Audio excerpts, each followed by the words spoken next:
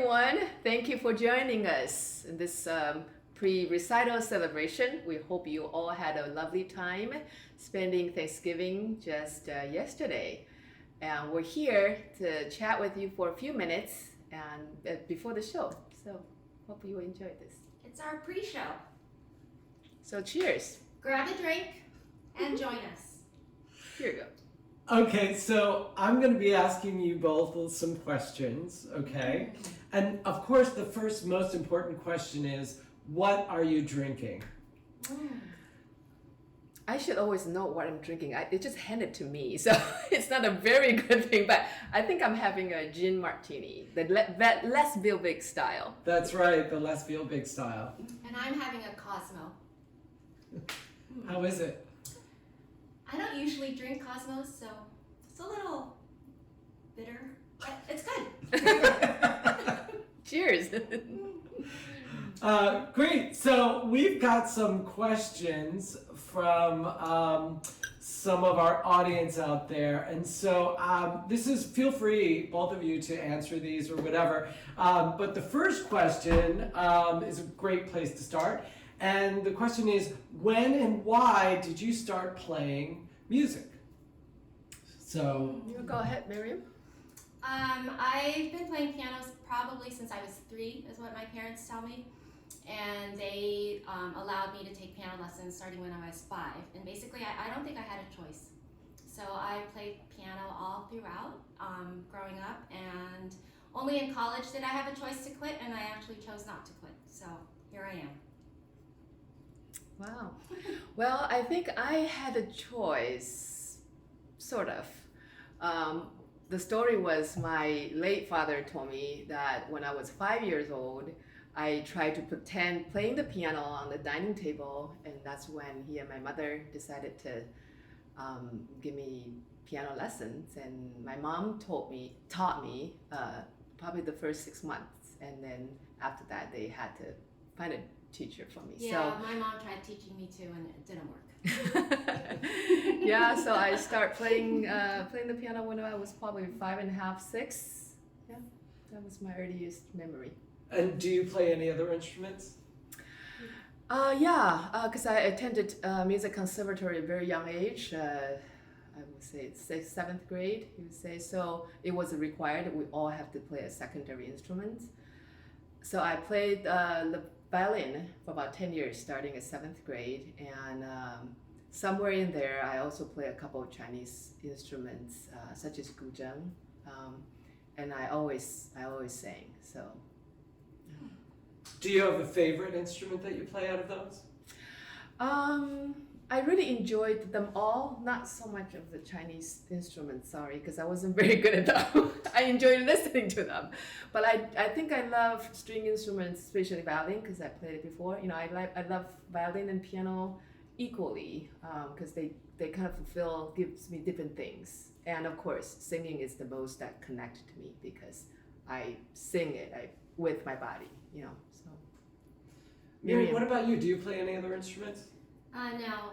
I had a flute playing stint for a couple of years, I think in high school, but it didn't last. If you were to pick a new instrument to play, what would that instrument be? The viola. Why the viola? Because not many people, I think, play the viola, and then you need good pitch because it's not like the piano with keys. And I have perfect pitch, and perfect pitch is wasted on a piano, so I've always thought I'd love to play viola. How did you find out that you had perfect pitch? My parents found out. Your parents? Yeah, they just started testing me. I don't even know. I was too young to even know what it was when they found out. Cool. Are you grateful for that? Most of the time. Yeah. Some of the times, if you have, for instance, a piano where you play a C and a B sounds instead, because it's so out of tune, it's very hard to play. Yeah. Yeah. And you also had that experience where when you have keyboards that can change the key for you, and you're playing, that's really hard, right? For you to be playing that note and knowing that that's the note you're playing, but that's not the tone you're hearing. Yes. messes up your brain. Yeah. Send you into a spiral, a very dark spiral. Yeah. It's a blessing and a curse at the same Mhm. time. Yeah, but it's really good for music theory when you're taking music dictation. Oh, the dictation, yeah. Now, you had said that your parents, both of your parents, well, your moms actually, you referred to, began to teach you. Was your family musical, or are there any other people in the family? Was that part of your family life? Yeah, so your mom was musical? Well, my mother played basic, piano, and but I would say that the true musical one in my family was my father, because he sang all the time, and he sang when there's crowd of people. He sang on the street, embarrassed us when we were, little. He just didn't care. He sang. Kind of song just came to him, And my mother she had the skill, of like the beginning piano playing. Yeah. My mom was a music teacher, and and a singer. So she claims all the musical genes in the family, rightfully so, I think. But my father also sang a lot, often sharp, but he has a wonderful voice. And now both of my brothers are still musicians. My middle brother is actually a music teacher in Denver in the high school level, a band teacher. And my youngest brother plays flute still. I mean, not as a profession, but he does it a lot. When you were growing up, were there any musicians that you really were drawn to, or that you listened to over and over again, or served as some inspiration for you? Well, I used to be in love with the three tenors, and I still listen to them and show them to my students these days, when I teach. I love Sophie Mutter for violin playing, and I love Yo-Yo Ma. And, so those are, I found myself go back to listen to their performance just all the time, often. And what about conductors? Are there conductors that you've watched and learned from, or? Yeah, I watched just numbers of conductors, but I feel Claudio Abbado's music really touched me. I think his music is very human. I think that's the reason. Not only he had great technique, but I wish I know how he rehearsed, because I never studied with him or watched him rehearsed. I suppose I can find some documentaries. Do you like watching Dudamel? Dudamel is very entertaining. I enjoy that. I'm very energetic, and I think he really pulls not only the orchestra members but audience along with him, and that's not easy to do, and not easy to do all the time. Achieve that, So yeah. Is it so specific that you could actually listen to a piece of music without knowing necessarily who the conductor is, and be able to determine who that might be? Sometimes some of the conductors I listened a lot since childhood, I will be able to tell, like for example, the Karajan's music. It's just very German, Uh-huh. and I could identify some French conductors. Yeah. Wow, that's amazing. Miriam, what about you? Did you have a favorite musician or musicians or people that you'd listen to, or a famous pianist? Not really. No. Growing up, I didn't even know to do that necessarily. Probably starting in college, I started listening to Andras Schiff because I liked the way he played Bach. Mm-hmm. And now I always look up his recordings, and Martha Argerich are my two go-to for if I'm looking for how to play or ways to interpret a piece. If you were asked to sit down and play something right now, what's your go-to piece? The Bach Partita in G major, the first movement. Why is that? I don't know. I've just always memorized it. I've known it forever. Yeah. Yeah. When you're going around buying a piano or checking out a piano, that's what I play. What is your fondest musical memory? In your house, in your neighborhood, in your town, maybe at the theater or a performance? Or what was that moment when that music, or maybe it was when you were performing, that it was, it really sort of moved you in a profound way?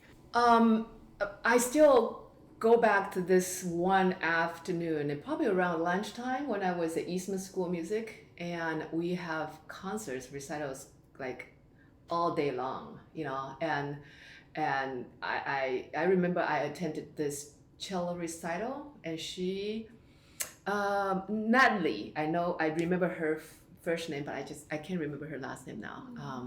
She was a master student at Eastman, and she was giving her cello recital, and I just kind of hop in, after class.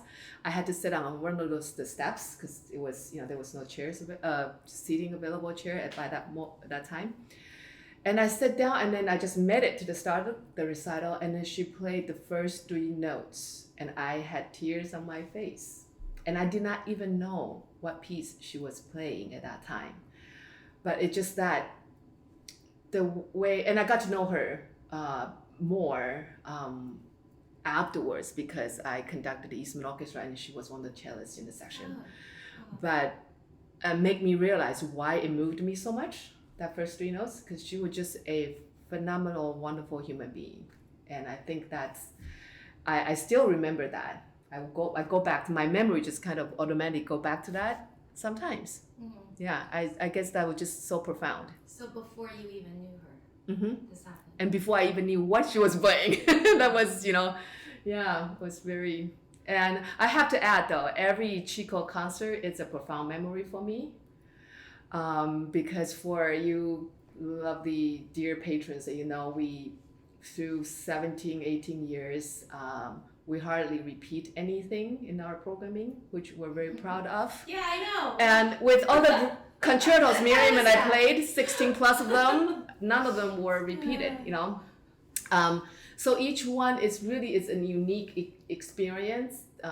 Depends on who you work with and what pieces that you play. Certain things happened. I can still recall a lot of details happened in just, if you tell me, name me a concert that we conduct, I can tell you, okay, what happened that, and because these are very dear memories to me. And for that reason, I think they're very profound. Yeah, that's how I remember years as well. So 2005 was the Schumann Concerto, 2007, for example, was Gershwin, 2008 was Brahms. So that's how I remember years. Yeah. Well, jumping off of that, do you have a favorite? You've been playing together for 16 years, is that right? Roughly. Roughly 16 2004. years. Yeah. So, which is your favorite of the concerts that you've played together? You should go first. I want to hear what you said. Well, the most challenging and the one that went about as well as it could have, and for my end anyway, was the Brahms number 1. It's a 50-minute concerto, very technically difficult, and it went as well as I could have hoped. Is how I recall. Yeah, it's always fun working with Miriam. We've had some doozies. I remember Schumann was the one that oh man, I remember I worked very hard for it because there was just a lot of tricky moments. The syncopation. And it was just very hard to pull everybody together. And I remember I had to keep telling myself, I can do this, we'll put it together. But for those of you out there listening, you should know all of the Chico concerts, we only had 3 rehearsals before that we present it in front of you. So every second moment, we have to be right on. So speaking of performances, how do you handle mistakes during a performance? I'm not very good at that. I frequently smile or laugh out loud, or the worst one that I did was not too long ago, and I'm sorry, Dr. Bernstaff, but it was during the Beethoven, and I was doing a big run, and then the note at the very top didn't sound, and I hit it and it didn't sound, and I just went and hit it again, and then I laughed. And it was bad. I shouldn't have done that. No one would have even noticed that it didn't sound. But Yeah. yes, so I don't do a poker face very well. Well, I think on the other hand, I think I am able to separate that in my head, because I felt like I have to let it go in order to move on, and if that shall happen, which did, from time to time, that was my mistake, then I just had to say, for the sake of everybody, let's move on. Plus, you have your back to the audience, so. And I go home and kick myself. Or drink an extra martini. And do you get nervous before a performance? Oh, yeah. Yes, definitely. Very. And depends on program. Mm-hmm. Of course, everybody knows. The better I am prepared, the less nervous and more excitement. But sometimes time just did not allow that, and I got very nervous. But then I had to tell myself, I think I have enough to do well. So don't psych myself out. But if some of you happen to run into me in the backstage, either at First United Methodist Church or at Rancho Campana, sometimes you see me push walls. I try to just get out of the energy out of me, and stop being nervous. Yes. Are you nervous right now, Miriam? So what do you do when you're nervous? I just breathe. Oh, I give myself a little pep talk that I will be the same person after the concert that I was before the concert. And back when my children were younger, I used to tell myself, Josh and Ariel will still love you after your concert is over. That's so sweet. Yeah, so, and even for the recording session for this recital, I in the parking lot on the way in, I was like, you will be the same person when you walk out as you are walking in. What advice would you give your younger musical self as it relates to music and what you do? I would have told my younger self to try everything. Try jazz, join the jazz band, even though you don't think you can do it. That's mainly it, and do more improv type stuff. I like that. I think that will probably be one of the things I would have done. But I think I would have told myself, the younger version of myself, to have more confidence. I really was very lack of that for a very big part of my musical career. I just always thought I wasn't good enough. And then maybe because it was the upbringing, and maybe because I was asking myself a lot. And I think I could have done a lot better if I gave myself more credit just along the way. And I really did not learn to do that. But still be honest with myself. I should say that. I did not really learn to do that until probably after I had my daughter. No. Okay, so not many people know, but I was on the hiring committee when First United Methodist hired Miss at the time, Kwan Fen Lu. And she came in for her interview, was very nice, had obviously very impressive degrees from Eastman. And then she did a trial conducting thing for our choir, which can be unruly at times, the choir. And we love you for it. And she just had this confident persona, so I'm not buying. She really transformed, and it's something that you see at every concert actually. Kwan Fen the person is not the same persona as Kwan Fen the conductor. Yeah, and I think thanks for recognizing that, and I think that's why I think I have found my passion, because I can be myself. I can be myself, you know, when I'm conducting. Even though it's, you know, at times I still feel like, okay, I need to go up there and say something, you know. But once I move the baton, like I think that is it.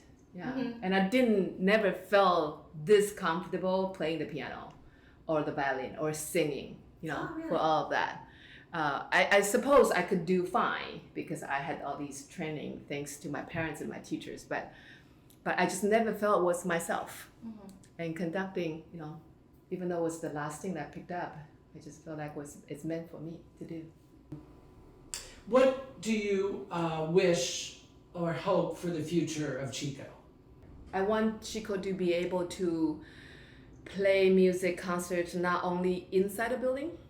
I would like to have us to go outside the building, just to go to where people are, like the park, you know, maybe on a random time. I mean, you know, like when the parents and kids are playing in the big park, you know, in front of City Hall, like maybe Friday afternoon, you know, summertime or whenever. You know, I think I would like to see music being a even more part of people's life here, and I think that would be something I would, you know, I would work for it, and I would really like to see it happen.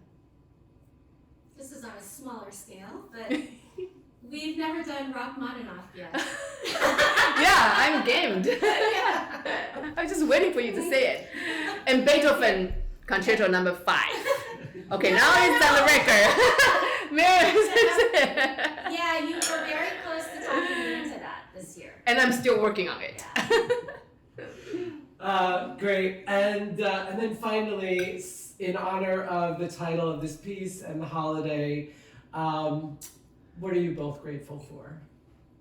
Now you're gonna make me cry. That's okay. I'm gonna make Miriam go ahead first. Why? Well, because I'm grateful for you, so Yeah. please. She's grateful not to go first. Obviously, I'm grateful for health and I'm grateful for family. I'm grateful for all of you who are watching. And I think, you know, if anything, this pandemic has taught us is the value of connections. And it is really astounding how we are able to connect. I'm able to see my parents on the computer and talk to them. More than, you know, we were doing once a week there for a while early on in the pandemic. So I guess I'm thankful. I'm thankful for family and for the family you choose, for friends. Well, that's pretty well said, and I'm on the same page as Miriam on that. And I'm grateful for relationships. You know, never thought about a lot about that. I think I am the one who often take granted for it until pandemic happened, and you realize you have all these people that you have these relationship with, whether that you visit that relationship frequently or not so frequently, but that relationship was always there. And when you try to find a way to reconnect, because of a pandemic, it just felt like it's never left. And I really am grateful for that. And I'm grateful for that people that I am or was able to build those relationships with. And I think that's, if anything shall happen, that I think that I always will have that. And that's the things that sustain me, you know, on a daily basis. And try to look forward, you know. Yep. Yeah. Yeah. Cheers. Cheers. Clink. Thank you for joining us for the pre-show celebration. And It was fun. Yeah, it was great fun. We had fun. So the recital will start momentarily. So now is the time to refill your drink, and we'll see you soon.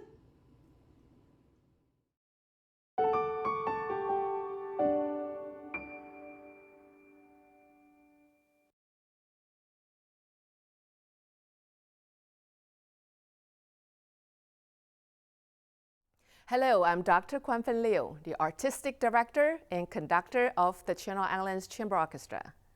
We're so happy you have joined us today for this latest concert in our Virtuoso series featuring pianist Miriam Arichea.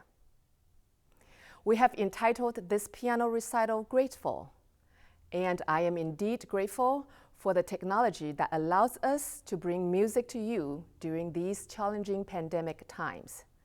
We're also grateful to Temple Beth Tura in Ventura, California, for providing their sanctuary for this recital.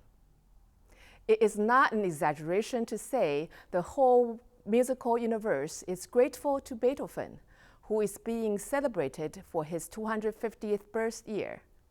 Miriam's first piece, Beethoven's Opus 109 Sonata, was one of his last, written in 1820, when Beethoven was almost completely deaf. Like most sonatas, this piece is composed of 3 movements. However, the first 2 movements are unusually short and compact, coming in at only 6 minutes total. The third movement makes up most of the sonata and is structured as a theme with 6 variations, each of them completely different in mood from the other. We hope you enjoy.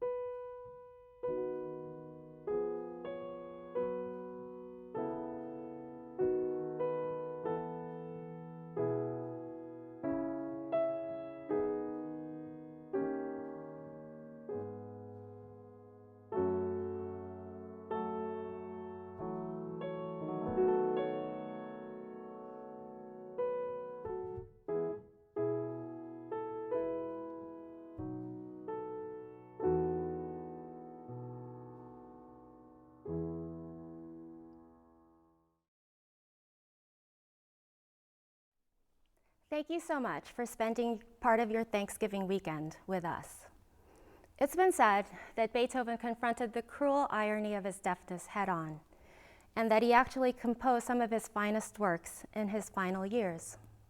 So I thought it was fitting to begin this pandemic-induced program with his Opus 109, which Beethoven wrote during such a dark period of his life, but still managed to evoke such beauty and such grace.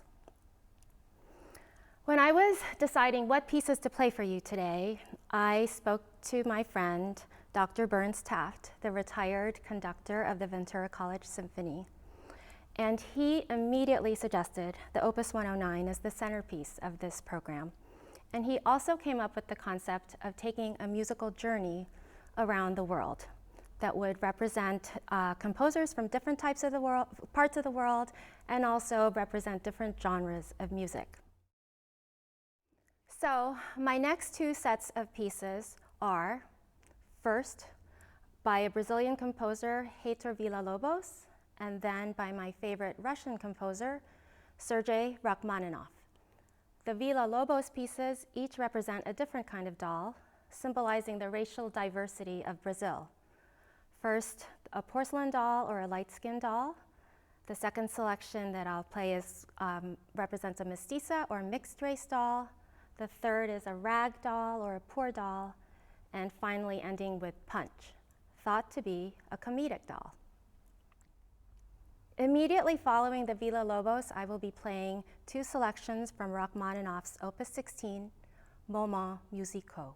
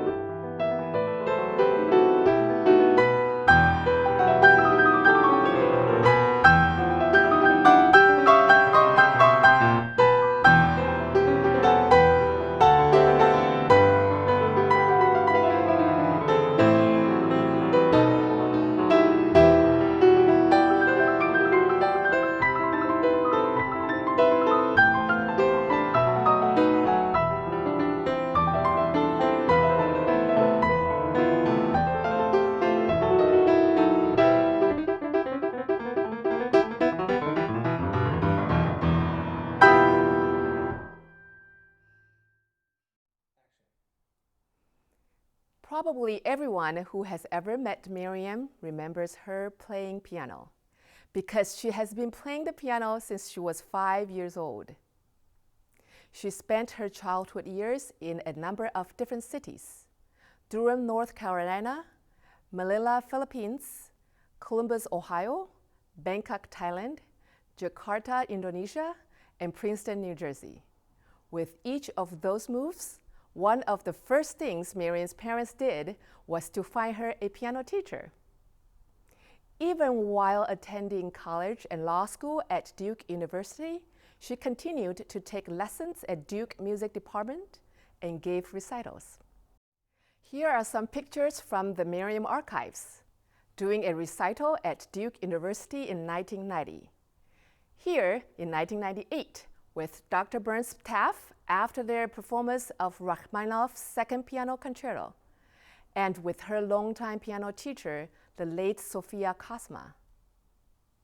I have known Miriam since 1999 and still remember conducting her first performance with Chico, Mozart's A Major Concerto. Since then, we have done 16 piano concertos together. Amazing. And now, our concert continues with the American composer Aaron Copland, who wrote his 4 piano blues over a time span of 20 years and dedicated each one of them to a different pianist. They have elements of jazz and motifs that are reminiscent of some of his most famous works, such as Appalachian Spring or his opera, The Tenderland.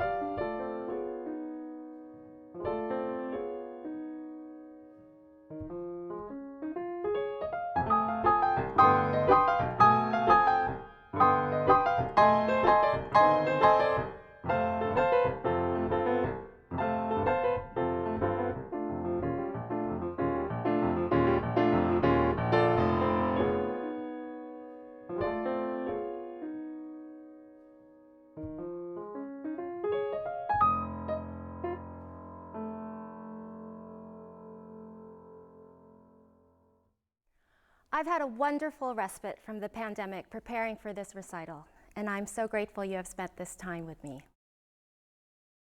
I have one more piece for you, but before that I'd like to thank Temple Beth Torah for their use of their beautiful sanctuary and this lovely piano, and the Chico Board for undertaking this project and enlisting our professional, artistic, and technical team. A big thank you to Chico Administrative Director Judy Russo for coordinating all of this. Lastly, I would like to thank our esteemed conductor and my dear friend, Dr. Kwan Fen Liu, for her ongoing vision during these challenging times and for inviting me to perform this recital. I honestly have loved having an excuse to practice piano again, and I hope that this program has also brought you some joy. My last piece is by Samuel Coleridge Taylor. Coleridge Taylor was a composer of mixed African and British descent. He was a pioneer of his time. He included African and Afro-American and Afro-Caribbean elements into his compositions. Tragically, he died in 1912 at the very young age of 37. This piece is from his compilation of 24 Negro melodies and is based on the East African lament of a childless married woman who seeks respectability by adopting a child, but alas, cannot. It reminds me so much of the Beethoven in that it was a composition born of such anguish and pain, but resulting in remarkable beauty. So I bid you farewell with "They Will Not Lend Me a Child."